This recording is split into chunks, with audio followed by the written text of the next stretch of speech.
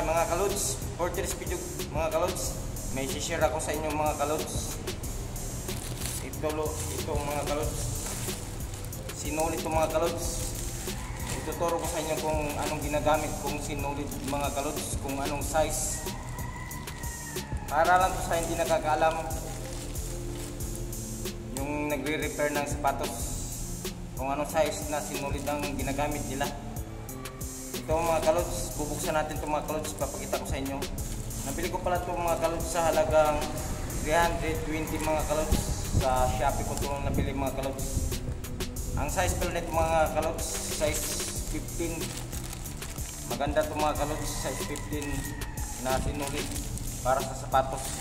Kasi hindi siya masyadong malaki mga kalods. Kalods, bubuksan na natin ito mga kalods. Ito ang ginagamit ko pag tahi ng sapatos mga kalods. Pamo. So size 15 ito mga kalods. Ganda siya mga kalods kasi hindi siya masyadong makapal. Tama-tama lang mga kalods. Yung hindi lang nakakaalam nito kung anong size. Ang gagamitin nyo, ito mga kalods, size 15 ito, 15 mga kalods. Ito mga kalods. Ito yung sinulid na ginagamit pag pangtahi ng sapatos mga kalods.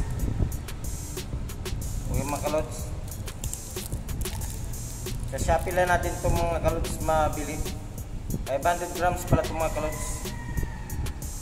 Ito size 15, hindi lang makikita mga kalods. Ayan mga kalods, bili na ganito mga kalods. Ito ang magandang gamitin pantahi ng sapatos. Pamo, size 15 mga kalods. Sa Shopee ninyo to makikita. Yung hindi pa nakakaalam na yung mag-repair ng sapatos, kung anong sinulit ang ginagamit, ito lang mga kalods.